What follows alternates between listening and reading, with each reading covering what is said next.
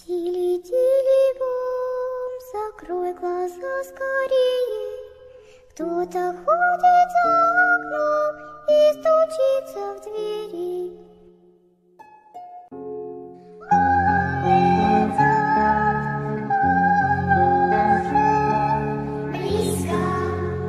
Hello guys, good evening. So once again, nandito ako para mag-share na isang spooky story na hopefully ay makakapagpangilabot sa ating lahat. Before I do anything else, gusto ko lang sanang pong mag-say ng hi and hello sa lahat ng mga OFW po na nakikinig po sa atin ngayon. So saan ka man kayong panig ng mundo naroon, I hope na nasa mabuti po kayong kalagayan. And then, dun po sa mga katulad ko po nandito sa Pilipinas, I hope you're doing well, okay po sana kayo, at salamat po sa support ang binibigay niyo sa akin. Idadamay ko na rin yung lahat po ng mga nasa ibang dimensyon, sa lahat ibang mundo. So I hope na okay din kayo kung nasaan man kayo ngayon. Okay, so bago pa ako magpatuloy, so palagi pa rin ako nakakatanggap ng mga katanungan patungkol kung paano sila magpapadala ng mga stories po dito sa Dolls and Spooks na channel natin. So please, pasend na lang po ng mga stories nyo sa dollsandspooks@gmail.com. Naka-flash po ngayon yung email address sa screen. Or if you want, kung friend ko na po kayo sa Facebook, pwede nyo po sa akin i-message via private message. Or pwede nyo pong i-message po doon sa Facebook page po natin. So, message nyo lang po sa akin doon. And then, yun po.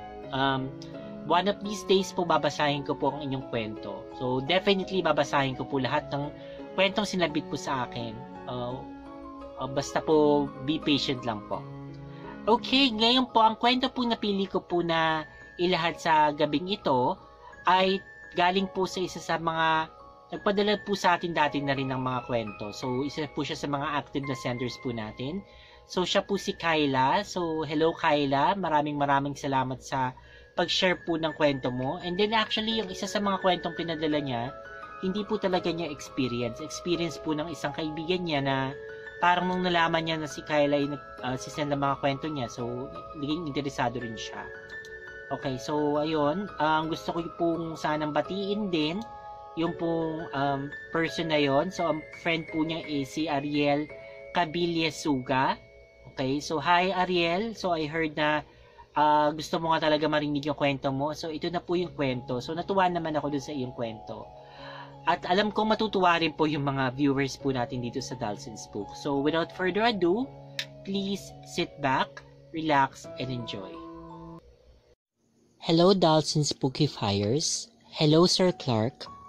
About po sa mga pictures na hinihingi nyo sa akin, sorry po. Dahil po sa takot ko po noon, binara ko na yung mga kopya ko.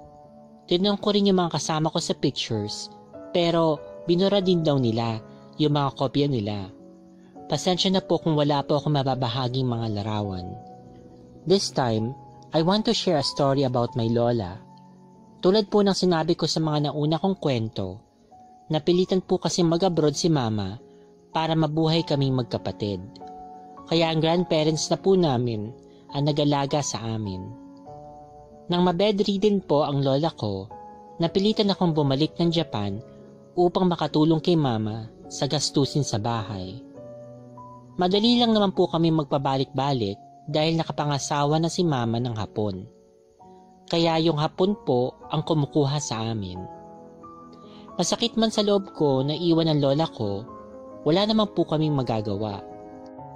Hindi rin naman kasi sapat ang kinikita ko sa pagbabanda upang makatulong sa gastusin sa bahay.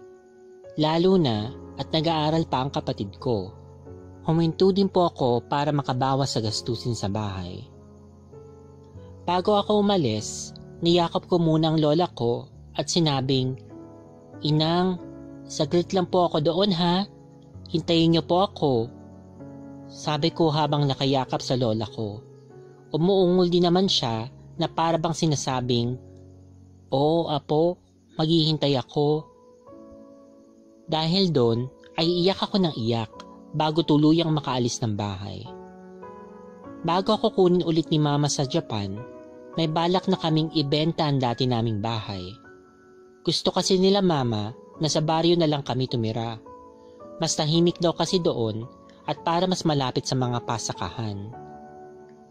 Nagsimula din manghina ang lola namin nang mapagdesisyonan na ibenta na nga ang bahay at lupa.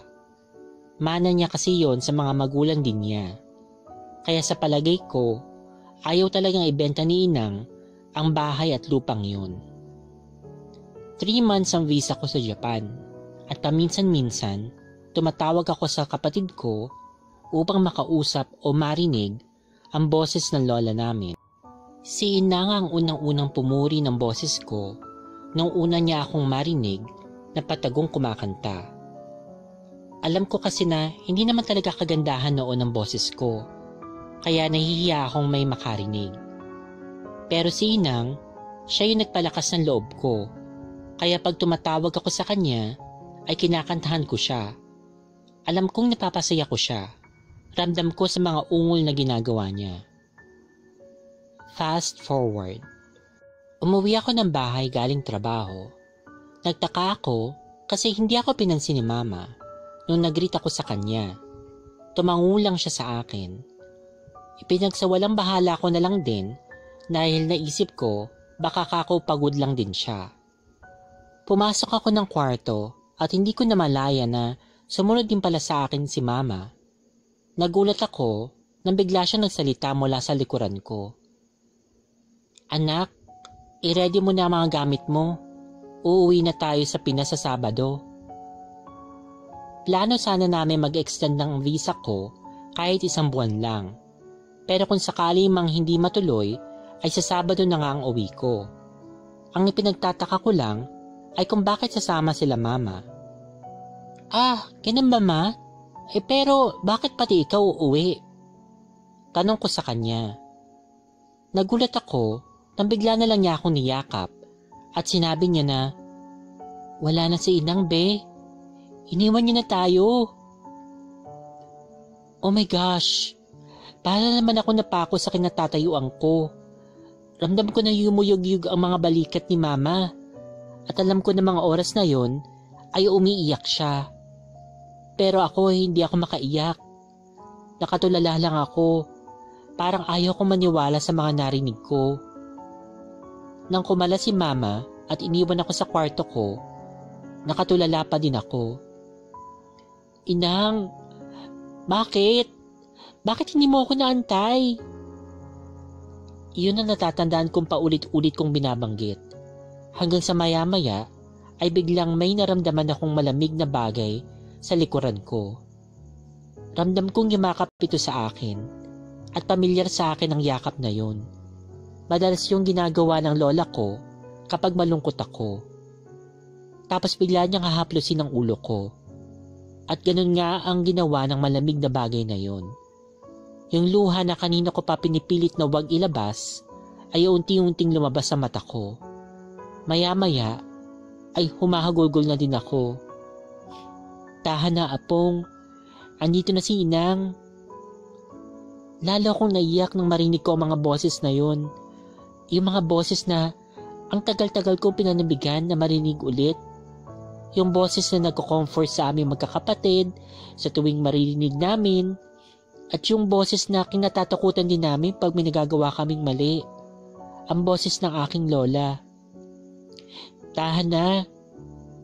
Muli ay sabi nito na tila ba nanggagaling sa ilalim ng balon. Inang, daya mo naman eh. Di ba sabi ko antayin mo ko? Eto nga at pauwi na ako. Sabi ko sa pagitan ng mga hikbi at iyak. Hindi ko na siya narinig ulit pero nararamdaman kong mas humigpit yung yakap niya sa akin. At isang halik sa noong naramdaman ko. Bago tuluyang mawala ang malamig na bagay na nakayakap sa akin. Nang mawala iyon ay lalo pang tumindi ang pag-iyak ko. Hindi ko na matandaan kung gaano ako katagal na umiiyak. Dumating ang araw na pag-uwi namin dito sa Pilipinas. 1 linggo lang din ang lumipas at hinitig na namin sa huling hantungan ng aming lola. Makalipas ng 1 buwan, nabenta na rin yung bahay at lupa namin at lumipat na nga kami sa baryo. Madami din po pala nagsasabi na minsan ay nakikita nila ang aking lola sa mga bintana ng kwarto kung saan siya lumagi noon habang bedridden pa siya. Minsan po ay sa balkonahe na tila pa may hinihintay. Sorry nga po pala kung hindi naman talaga masyado nakakatakot yung kwento ko ngayon. Gusto ko lang din po sana i-share kahit siguro po kahit paano ay spooky din naman po ito.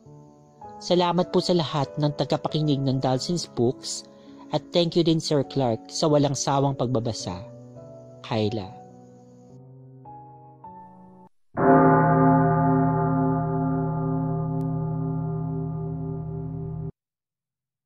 Ito po ay personal experience ng aking kaibigan. Naikwento ko po kasi sa kanya na nag-share ako sa inyo ng mga kwento ko. Kaya nagkwento na rin siya sa akin. Ang pangalan niya po ay Ariel. Ito po ang kanyang kwento. Nagsimula ang lahat nang si Ariel ay nasa ika-6 na baitang dito sa probinsya namin.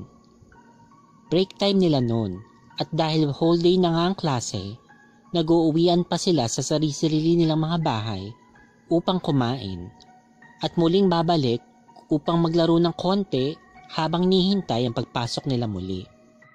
Nung mga oras na yon, 5 silang nagbabaon ng pagkain para makales ng pagod at makaiwas na din sa init ng panahon dahil syempre malayo ang bahay sa school at wala naman silang services para pumasok. Pumunta sila Ariel sa likod para maghanap ng pwedeng pwestuhan para kumain. Malawak ang school, tapos presko kasi bukid na sa likod. Sabi ng isang kaklase niya, sa dating kinakainan na lang nila sila kumain. So doon na nga sila kumain sa ilalim ng puno ng mangga at katabi noon ay isang puno ng mahogany. Maraming puno ng saging pero hindi naman namumunga. Siyempre, habang kumakain sila Ariel, kwentuhan na tawanan sila talaga. Si Ariel ang pinakamaingay sa grupo. Makulit talaga siya kasi talaga. Yung nagbabaliw-baliwan para makapagpasaya lang. Pagkatapos nila kumain, ay bumalik na ang mga kaklase niya sa room pero ewan daw ba niya kung bakit siya nagpaiwan. Tanghaling tapat na nun. Nananatili lang siya nakaupo tapos nakatunga nga lang yung feeling niya. Parang maraming iniisip pero wala. Tapos biglang pumasok sa isip niya noon yung crush niya, si Maris na kaklase niya. Baka nagtataka kayo kung bakit napasok si Maris sa kwento. Ang dahilan ay nakita niya kasi si Maris. Kumaway ito sa kanya, yung parang tinatawag siya. Tumayo siya mula sa kanyang kinauupuan at sumunod siya dito. Pero huminto ang mundo niya at nanigas na tila hindi alam ang gagawin nung nakita daw niya yung babaeng inakala niyang si Maris ay nawalang bigla nang nakarating sa puno ng mangga sa tapunan ng basura dun sa likod ng school. Tumatakbo na daw siya. Pakiramdam mo niya, ang katawan na niya ang mismong gumalaw para tumakbo. Pero hindi niya nararamdaman ang mga paa niya na umaapak sa lupa. Hindi niya rin namalaya noon na nakarating na siya sa loob ng room pero hindi siya nakakaramdam ng pagod. Nerbiyos at pinagpapawisan ng malamig ang nararamdaman daw niya noon. Tinanong daw siya ng teacher nila kung bakit siya pawisan at tumatakbo ng matulin. Ang tanging nasagot lang niya ay, "Si Maris po, nasaan?" Sabi naman ng teacher nila, wala pa ito. Umuwi ito kasama ng iba pa nilang mga kaklase. Uminom daw siya ng tubig at kumalma. Iniisip niya noong araw na yon kung bakit si Maris yung babaeng nakita niya, wala namang mukha yung babae. Kinabukasan, hindi na siya nagbaon. Pinili na lang niyang umuwi ng bahay para kumain at bumalik na lang ulit sa school kahit tirik ang araw. Dahil sa natural talagang makulit siya, bago pumunta ng room ay iniisa-isa niyang pasukin ang mga rooms doon at mag-hi sa mga teacher. Nangakma daw siyang papasok sa room ng grade 4 dahil nandoon ang favorite niyang teacher na si Ginang Gabriel. May nakita siyang lalaki na lumabas ng kantin at ito daw ay nakayuko. Hindi pamilyar yung lalaki pero sumunod siya dito. patungo ito sa likod. Nakita daw niya na tumagos ito sa malaking puno ng mangga. Sobrang laki at taba daw ng puno na yon.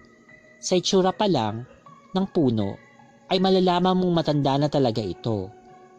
Napatalikod na lang daw siya noon at kamuntikang madapa dahil sa nakita. Halos maihi daw siya sa takot noon. Napag-alaman niya na hindi lang pala siya yung nakaranas at nakakita ng mga ganong pangyayari. Kaya hanggang ngayon ay hindi pa rin niya makakalimutan ang mga kababalaghan na yun. Kaya sa tuwing nagtutungo siya sa school niya dati, hindi na daw siya lumalapit sa mga puno ng mangga. Ayun nga lang at talaga napapalibutan ng puno ng mangga ang paaralang yun. P.S. Hindi po kasi ako talaga taga dito. Nakapangasawa lang po ako dito kaya hindi po ako nakakapasok sa paaralang tinutukoy niya. Pero laladanan po namin ito sa tuwing lalabas kami ng baryo namin. At ako mismo ay may mga kababalaghang nasaksihan sa tuwing dadaan kami dito. Susubukan ko pong ikwento ang mga ito sa mga susunod pang mababahagi kong kwento. Salamat po.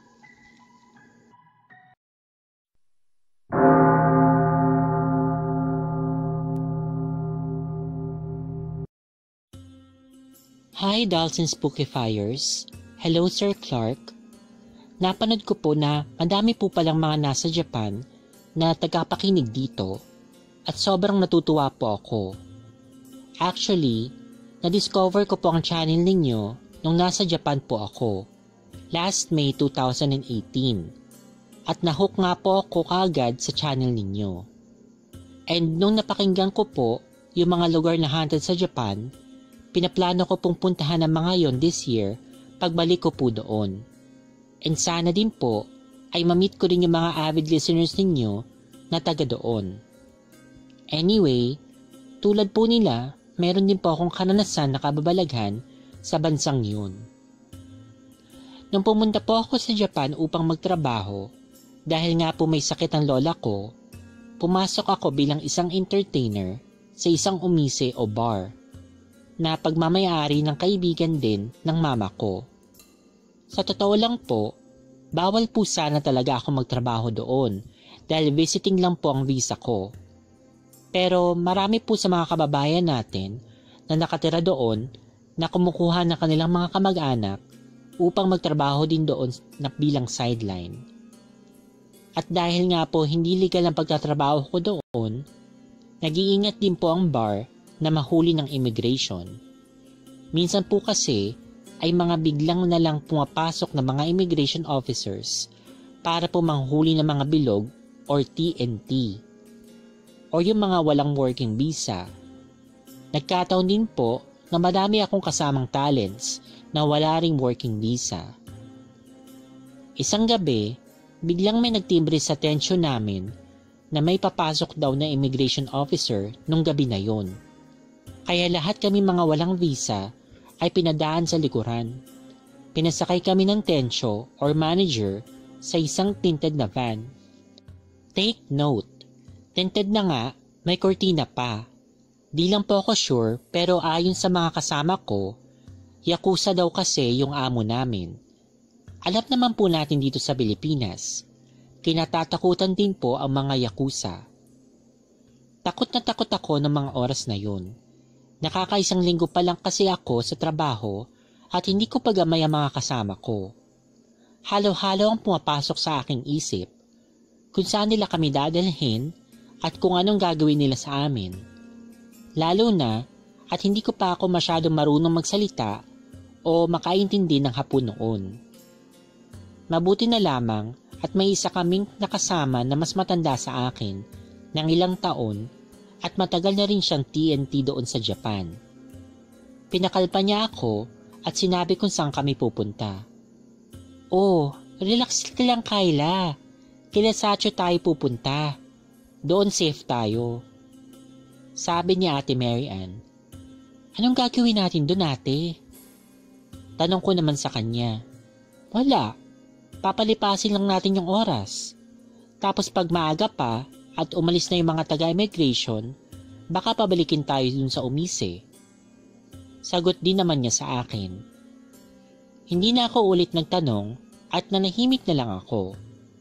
Maya-maya ay nakiusap ako na mag-i-email ako kay mama para malaman niya kung nasaan ako. Wala kasi akong cellphone noon. Isang malaking building na apartment type ang pinagbabaan sa amin. Siguro mga nasa 10 floors ang building na yun. Akala ko naman ay isa sa mga apartment doon ang tutuluyan namin. Yun pala ay sa pinaka-rooftop. Pagdating namin sa rooftop, nakita namin ang isang kwarto na kapag pumasok ka ay apartment din naman pala. At doon nga nakatira ang satyo namin. Sa kanya din kasi ang buong building na yun. Doon, nakilala ko ang asawa ng satyo namin na isa ding Pilipina. Ako lang kasi ang baguhan sa mga kasama ko, kaya ako lang ang hindi pa nakakakilala sa kanya. Nagkwentuhan ng mga kasama ko at ang asawa ng satyo namin. At dahil nga baguhan ako, hindi ako makarelate sa mga pinag-uusapan nila. Kaya nagpasya na lang ako na magpahangin na lang sa labas. Actually, centralized naman ang aircon sa lugar na yun. Kaso nga lang, parang haalibay ko na lang na magpapahangin ako para lang makaalis. Kasi nga feeling ko, nauupi lang din naman ako sa kanila. Total nasa rooftop naman kami, wala naman siguro makakasunod na immigration doon. Sinamahan naman din ako ni Ate Mary Ann. At nung nasa labas na nga kami ng apartment, nagkwentuhan kami ni Ate Mary Ann ng mga nakakatawang bagay. Sa tingin ko, tactic niya yon para mawala yung kaba at takot ko sa kung anong posibleng mangyari nung gabing yun. Hanggang sa pati mga kasama namin na naiwan sa loob ay nagsilabasa na rin. Ayun, nakisali sila sa kwentuhan namin ni ate. At effective naman. Naging at tiisang isip ko at di na din ako kinakabahan. Nakikipagkulitan na din sila sa akin. Nasa ganong kaming sitwasyon nang bigla na lang may narinig kami na parang may bumagsak na yero sa tabi namin. Nang lumingon ang isa sa mga kasama namin na tawagin na lang natin na si Ira, nakita niya sa may paanan niya na meron ngang isang piraso doon na parang yero. Which is malabong mangyari dahil malinis ang buong lugar. At alam naming walang panggagalingan yung yero dahil nga nasa rooftop nga kami. Naisip na lang namin na baka nasagi lang namin ang bagay na yon kung saan. Siguro ay matagal na rin yun nandoon at dahil madilim nga ay hindi namin napansin. Pinagpatuloy na lang namin yung kwentuhan namin. Patuloy pa din kami sa pagkukwentuhan ng mga nakakatuwang bagay. At ang lalakas talaga ng tawanan namin nang bigla na lang kaming nakarinig na parang yabag ng takong ng sapatos. Hinanap namin kung saan nanggagaling yun pero wala kaming nakitang naglalakad. Pero naririnig namin na parang ang lapit-lapit ng noon sa amin. Hanggang sa ako na mismo yung nakakita ng anino na parang umiikot sa amin. Alam kong di yun yung nakikita ng mga kasama ko dahil sa ibang direksyon sila nakatingin.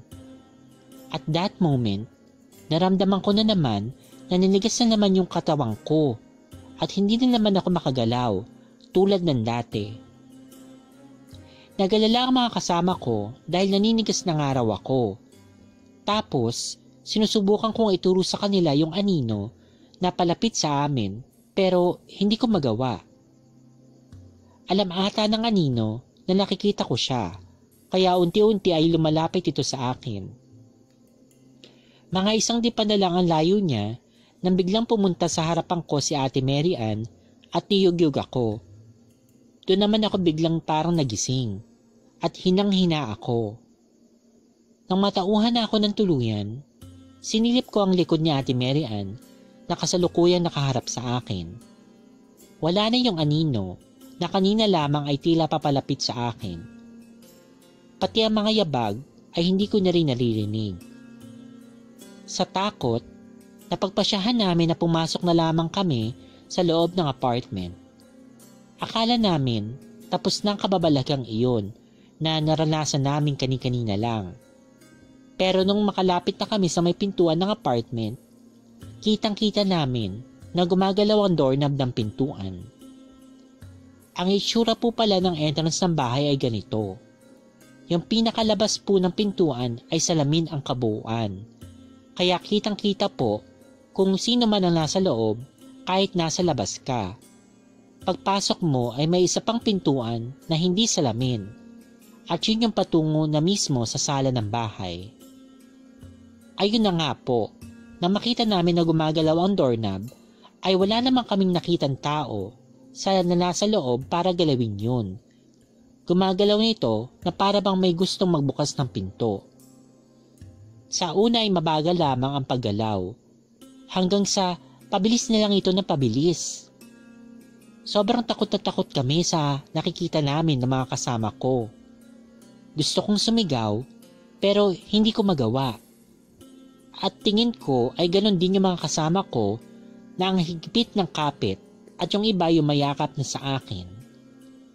Ako kasi ang pinaka nasa kuunahan at malapit dun sa pintuan. Maya-maya, biglang umilaw ang loob na bahagi ng pintuan at kitang-kita namin na lumabas yung asawa ng satyo namin mula sa kahoy na pintuan. Doon lamang tumigil yung paggalaw ng doorknob. Nakita namin si Ate Miho, yung asawa ng satyo namin. Nakita niya na kumpul-kumpul kami sa labas dun sa salamin na pintuan. Napakunot siya ng noo at kinawayan niya kami. Yung tipong pinapapasok kami sa loob ng bahay. Dahil ako ang nasa harapan, tinutulak ako ng mga kasama ko para buksan ang pintuan. Pero natatakot ako at tila nakita naman yun ni Ate Miho kaya siya na mismo ang nagbukas ng pintuan. Pagbukas pa lang ng pinto ay naguunahang pumasok ang mga kasama ko na kanina lang ay tila ayaw umalis sa aking likuran. At ayun, iniwan talaga ako nakatulala pa din. Sa hindi ko malamang dahilan ay dahan-dahan akong napalingon sa side ng apartment ng satyo namin. At nakita ko ang isang anino na kumakaway sa akin. Doon lang tila nagising ang aking diwa at dali-dali akong tumakbo papasok ng apartment. Doon, nabutan ko ang mga kasama ko na hindi magkanda o gaga sa pagkukwento kay Ate Miho nang nangyari sa amin sa labas. Nakita kong tumahimik lang si Ate Miho. Kahit alam kong nalilito na ito kung saan ang pakikinggan sa mga kasama ko. Tinangungan niya lang ako at nagsabing, natutuwa siya sa'yo. Sabay-sabay na nagkatinginan sa akin yung mga kasama ko. Di ko man nakikita ang sarili ko, alam kong nakita din ng mga ito na ako'y nagulat sa sinabing iyon ni Ate Miho. Magtatanong pa lamang sana ako na biglang may tumawag kay Ate Miho. Si Satcho. Hindi ko naintindihan kung anong pinag-usapan nila, pero nang matapos sila mag-usap, sinabi niya sa amin na nasa baba na yung sundo namin at ihahatid na daw kami sa kanya-kanya naming mga bahay. Bago kami tuluyang umalis, hinaplos ni Ate Miho ang ulo ko at sinabing mag-ingat daw ako kasi lapitin daw talaga ako ng mga ganong klaseng mga bagay-bagay. Tinanong ko din siya kung ano bang ibig niya sabihin, pero ngiti lang na sinukli niya sa akin. Kinabukasan ay natakot na akong bumalik sa trabaho dahil sa nangyaring yun. Hindi naman dahil sa kababalaghang nangyari, kundi dahil sa pagtatago namin na para kami mga puganteng kriminal na nagtatago sa mga pulis. Natakot ako na baka maulit yun at papaano na lang kung hindi na ako makatakas. Malamang ay hindi na ako makakabalik ng Japan at hindi ko na makakasama si Mama unless uuwi siya ng Pilipinas. Alright, so yun yung kwentong pinadala sa atin ni Kyla. So maraming salamat ulit sa iyo, Kyla, for sharing your spooky stories with us. Okay, dun sa first na story, yung tungkol sa kanyang lola, okay, inang, hindi ko napigil na umiyak. Kung mapapansin nyo dun sa story na yun, talagang parang medyo emotional ako. So, ewan ko ba tuwing may mga ganyang klase mga stories na tungkol sa mga namatay na kamag-anak, lalo na mahal sa buhay, like mga magulang, ganyan. Sobrang affected ako siguro kasi parang hanggang ngayon, naisip ko pa rin yung pagkamatay ng father ko nung not nakaraang taon, yung 2 years ago, ganyan. So, sobrang hindi ko pa rin siya makalimutan, sobrang nalulungkot pa rin ako. So, ayun, tuwing kakarinig ako ng ganong klaseng story, hindi ko mapigilan na mapaiyak or mapaluha. Ayun, pero ang masasabi ko lang is mabuti talagang testament talaga na sobrang mahal na mahal talaga sila ng lola nila. Na kahit na nasa ibang na siya, kabilang buhay na siya, talagang gumawa pa rin siya ng para ma-comfort ito si Kyla kasi nararamdaman niya siguro na si Kyla ay sobrang lungkot na lungkot sa kanyang pagkawala na kahit sino naman siguro, malulungkot talaga. Kaya yun, Kyla, so I hope na naka-move on ka na sa pagkamatay ni lola mo, ni inang mo. I know na nandyan pa rin siya sa tabi mo, nakamasid siguro, tinitignan kung talagang nasa maayos kang kalagayan, gaya ng ginagawa niya nung nabubuhay pa siya. So, ayun. So, para sa akin, comforting yun. Kakatuwa na yung mga mahal natin sa buhay, nandiyan pa rin sila sa ating paligid, tara nakamasid at sinisiguro na sa mabuti tayong kalagayan. Okay. So, thank you for sharing that story. And doon naman po sa pangalawa, ito po yung sinasabi ko kanina, shinare po ng friend po ni Kyla na si Ariel. Okay, so si Ariel po yung friend po ni Kyla na naka-experience po ng mga strange happenings po dun sa school nila. Okay, so start po tayo dun yung parang bang natulala siya and then meron parang umaano-ano sa kanya, naghihikayat sa kanya na parang hindi natin malaman kung espiritu pa to or engkanto, pero walang mukha daw kasi. So, okay, mabuti na lang at natauhan siya in the nick of time kasi hindi natin alam kung ano mangyayari kung talagang sumunod siya dun sa babaeng yun na naghihikayat sa kanya na sumama sa kanya, baka hindi na talaga siya natagpuan, baka dinala na siya dun sa kaharian nila kung engkanto man yun or hindi natin alam kung ano talagang intention niya, kung talagang espiritu siya. So ayun, so masasabi ko lang dun is mabuti na lang at hindi siya napahamak. Okay. Doon naman sa taong pumasok dun sa loob ng loob ng puno ng mangga, sobrang okay.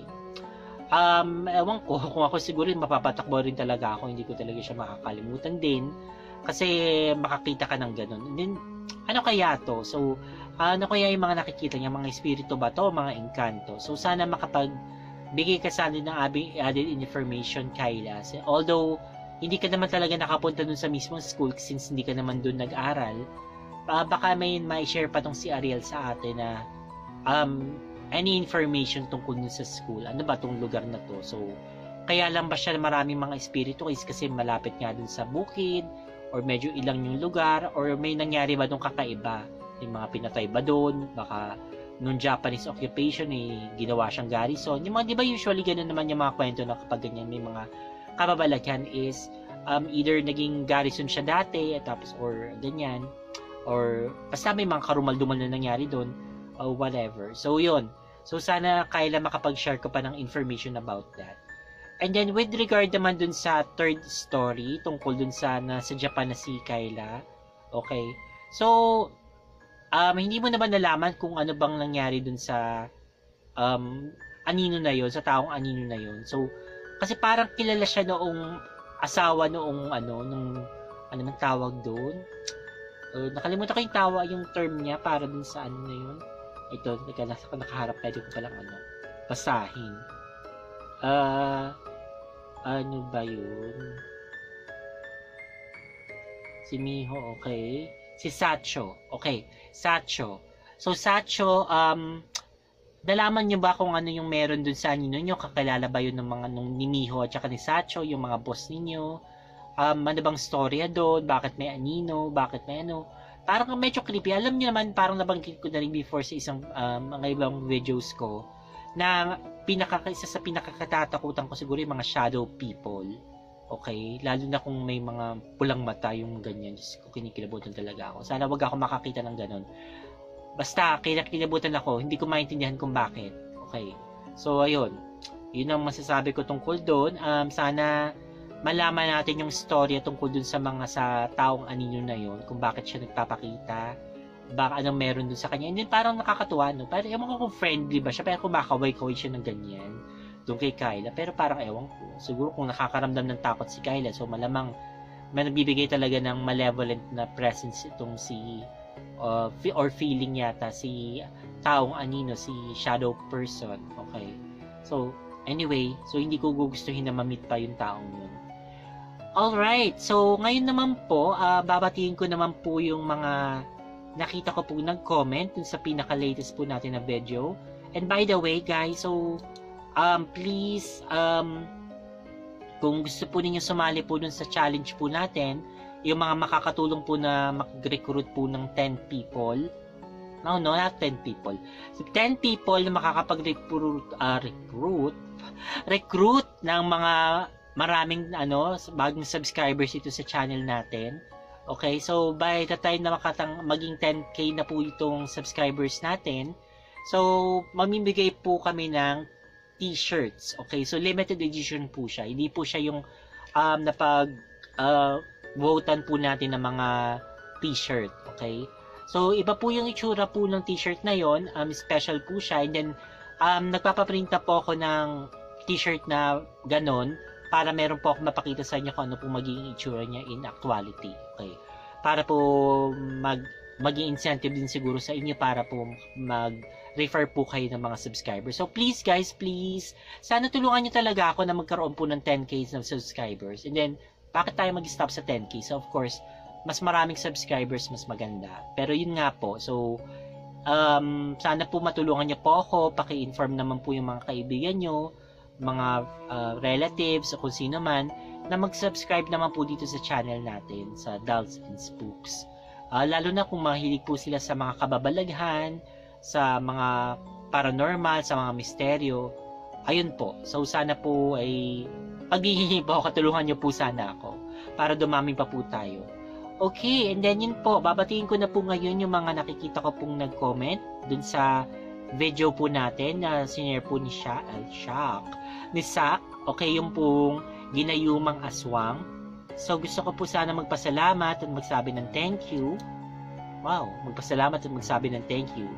Magpasalamat, magsabi ng God bless and take care kay Rizal Ali, kay Ner Ampuan, okay, kay Team Livestream, kay Jessie Balboa, Avril 13, okay, Grace Ladera, kay Drew S., Mark Martinez, Joe Bautista, Kane Catalan, Karen Brescia, MRF Monsayak, John Kenneth Gatman, Dale Cañete, Elizabeth Noguchi, Jem Dents, Sweetie Guevara, Rayan Pascual, Paulo Villaverde, Jopay Nicole Bano, Aisha Indong, Rayan Pascual.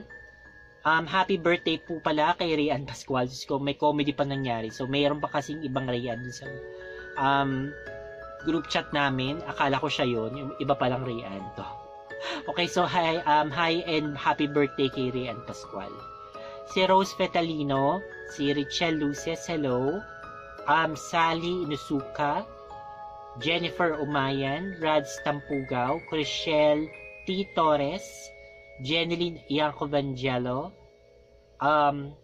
Lenny Matsudo, Very Tina Unday, Evelyn Pahinago, Arish Malik, Negel Adma, okay, panahirapan ako. Hindi ko ma-pronounce. Negel Salamadna, Adma. Okay, pero anyway, girl, so hi, hello. Jennifer Amit, and then Ray Sungit, Lisel Berame. Okay, gusto ko lang din magpasalamat kay Jemerlyn De Milo, Marie Rose Moriguchi, Shalid Andrake, Migs Basal, Richie Anyos, Pompoms, Jordan Gabiaso, Carl Lacno, Rash As, Easy, Jeffrey Borinaga, kay Gaming, Francis Gaming. Okay, I'm sorry, hindi ko nabasa agad. Special characters kasi. Raymel Amu, Andemi Ansuro, Donna Morales, Jeffrey Boninaga, Love Jane, Angel Muhammad Abunada, Ed Louis Santos. Ayan, inubo na naman ako, so pinos ko ulit, sorry. Ed Louis Santos, hello. Hello din kay Rosel Robles, Brian Atienza, Senever Abogadie, Poo and Friends, kay Dang Season, Ryan Domingo, Herma Grace Alejo, kay Renata Fernandez, Alea Jane Antonio, kay Quentin Lagim Creepy Horror Pasta, Mabel Miranda, Maria Miranda, Bella Rome, Miss Stephanie Hermoso.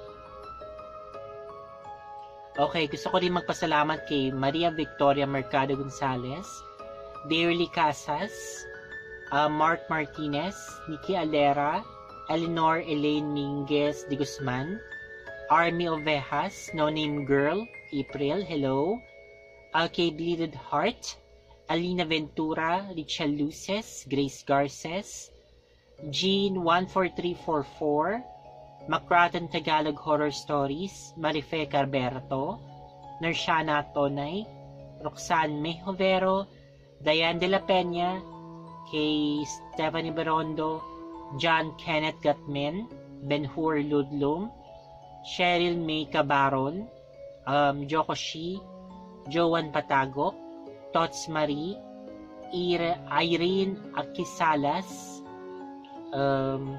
si Haikyuu, Solira 123, kay Poo and Friends, Lexian Apple, Evangeline Bantoy, Melody Dingding, Marife Caberto, Jalmer De Macuta, Renz Reyes, Ivan John Mail 2, Dennis Salem, si Daisy Neslugin, Gilbert Denusta, Nalin Villar,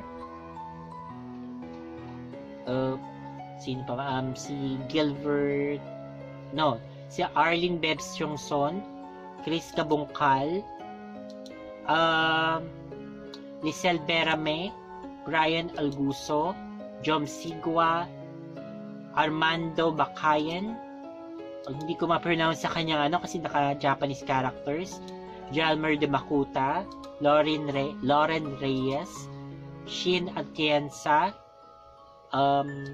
Kim Austin Butalid, Michael Kelly, Miraflor Arseno, Renato Fernandez, Prince Canapi, okay, and then si Honey Girl, si Sixel Freeman Nava, kay Jason Santos, Limon Quinto, Sweet Gemini, Jeneline Belleza, Maldita Once, Kelty, MJ Almifi, okay, Mark Ems, si Ashanti Ayumi, Savannah Marsan, Dion Cheryl, kay Buknoy Kobong, kay Mark Martinez, Neil Brian Fugen, Grace Garces, Cheryl Love, kay Cheryl May Cabaron. I think na-mention ko na lang ilang beses si Cheryl May kasi ilang beses din siya nag-comment. Pero, hello sa'yo girl. So, salamat sa pag-comment. And then, actually si Angel Kaylee Gesmundo and Arian Mercado. Hello sa inyong lahat. So, yun po yung mga nakita ko pong nag-comment. So, as of this time, doon po sa video na huli kong pinadala yung kay Zach. So, thank you po sa pag-comment. Sobrang na-appreciate ko po yung lahat po ng mga ginagawa ninyo, yung pag-comment, pag-like, pag-share. Sana wag po kayong magsawa po na gawin po yun dahil po nakakatulong po talaga yun sa akin para po ma-recognize or at least ma-inform po si YouTube na marami pong activity na nangyayari po dito sa channel na to. So, I think isa yun sa mga reasons kung bakit po nila nare-recommend po yung channel po dahil nga po dun sa mga activities na nakikita niya. So ngayon po babatiin ko naman po yung mga nakikita ko pong hindi lang nakikita yung mga may message po sa akin sa Facebook, sa Messenger. So kay Unalos Cas, kay April Perez F. Nawi, si Nalin Villarlam, Noink for me, Tingnap, kaya, sorry, ang hirap i-pronounce, okay, Tingnap Eyanej, Ariela Maxine, and then si Tameme, okay, Jose Marisigua, at kay Beth Pulido. So, hello po kay Beth Pulido. Maraming salamat po sa pakikinig at panonood. Okay, ngayon naman po, papatiin ko po yung mga nakikita ko po nagme-message po sa akin sa Facebook page po natin. So, hello po dito kay... Okay, medyo mabagal po siya. Okay, kay Luch Damage, Rachel Suwanto. Oh my God, ang hirap. Okay, Melissa Jusayan Padre, Chong Ipanak, Joe Janggulang, Nalin Villar nga. Okay, kay Ronnie Doliete, James Malabiga, Lucio Anacta, Jessa de la Cruz, Marilyn Manzano, kay Adik Sayo, Ariela Maxine, Evangeline Bernabat, Nur Ain Ahmad, Rowan Argarcia, John Harvey Kakal, Jed Abalonia Diquilia, Chinita Mu, Regirin Suwal, Ashanti Nicolette Montenegro, and kay Maki Villaro. So, hello po sa inyo. Okay, ngayon naman po, i-announce ko na po kung sino po yung winner ng t-shirt design and then logo po natin. So, okay, so actually, napakarami po talagang, siya po talagang nakamit po ng napakarami pong vote. So, ang nanalo po ay si Bray Ichuka Chimaru. So, medyo rin ako, nagbakal din ako doon. So, yeah, si Bray Iruka Chimaru pala. Sorry. Namagal ko yung pangalan mo. So, congratulations sa'yo. So, hindi ko to binabanggit before, pero I'll make sure na mabibigyan po kita ng libre pong shirt. Once na napaprint ko na po siya. So, ayun po. Bibigyan po kita ng libreng shirt bilang pong prize na rin po sa pag-design at pagpanalo po dito sa ating pong t-shirt design at saka logo nitong Dawson's Book. So, napalitan ko na siya. So, nakita nyo na kung ano po yung napili ko ang nanalo. Hindi na napili. So, yan po yung nanalo. So, siya po yung by anonymous vote. Yun po. So, siya po yung bago po logo po ng Dawson's Book. So, sorry, parang para akong rattled na hindi ko maintindihan. Okay? Okay, so yun. Pero anyway, papakita ko po yung mga nag-vote nga po doon. So, pinagsama ko po yung nag-vote dun sa Google Form. At the same time, mga nag-heart po dun sa mga pictures po ng mga t-shirt design. Okay, so makikita niyo po doon. So, ang naging final, po doon, si Bray po, nakatanggap po siya ng 20 votes dun sa Google Form. And then 35 na hearts po dun sa Facebook page. Ang kinount ko lang po yung hearts. Hindi ko po kinount yung likes kasi po instruction ko po talaga is hearts. Okay, so ang total po ng kanya pong votes is 55. Kay Unalos naman, nakatanggap po siya ng 13 votes dun sa Google Form. Then 37 po na hearts dun sa Facebook page po natin. So that is a total of 50. Okay, and then dun naman po kay GM Sagid Vito, sorry. So, nakatanggap po siya ng 3 votes dun sa Google Form, then 3 hearts dun po sa Facebook page. So, that's a total of 6. Okay, so, ngayon po, tawag nito, dun po sa Google Form, so, malabas na 56.8% yung nakuha po ni Bray. 35.1% naman yung kay Onalus. And then, Design 3, yung kay GM is 8.1%. So, 37 po yung nag-respond po doon sa Google Form po natin. Okay, so kung interesado po kayong mag-avail po ng t-shirt po natin, so, nasa baba na po yung pong, ang tawag nito, yung Google Form na ginawa ko po para po dun sa t-shirt. Okay, so, ilalagay nyo po dun kung ano pong size ng gusto ninyo, kung pang male or female ba. Ayun, so, ang kulay lang po sa ngayon ng t-shirt natin is black. Okay, so, black lang po siya. So, ayun po, if you're interested, so, paki-fill out na lang po yung form na yon. And then, 400 pesos po yung t-shirt. So, ayun po. Hindi pa po inclusive po dun yung shipping. Okay, so, kung malapit lang po kayo sa akin, pwede ko naman pong iabot sa inyo para po hindi na po kayo magpa-ship. And then yung mga nasa ibang bansa po, kasi medyo mas mapapamahal po tayo sa shipping kapag nasa ibang bansa kayo. So, siguro isa sa mga naisip ko na pwede natin gawin is, i-ship na lang po muna natin dito sa mga kamag-anak nyo dito sa Pilipinas. And then, either yung kamag-anak nyo na lang yung mag-ship sa inyo, or pag-uwi nyo na lang dito sa Pilipinas, saka nyo po makukuha yung shirt. Kung interesado lang naman po kayo na kumuha po nitong t-shirt na to. Okay, so yun lang po muna sa ngayon. Thank you so much for listening and watching. Take care always and God bless. Bye-bye!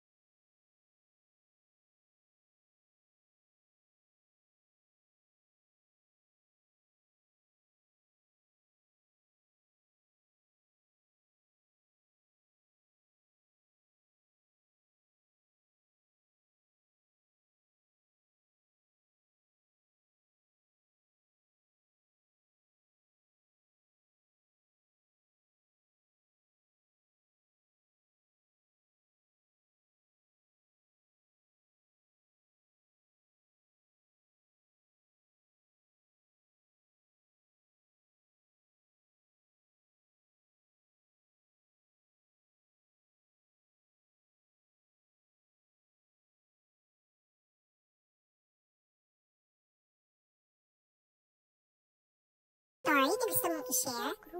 Kung ganon, ipadala mo na yan sa doubtsandspooks@gmail.com. Huwag din kakalimutan na mag-subscribe, mag-like, mag-comment, at i-share ang video. Kung hindi, pupuntahan kita sa bahay mo.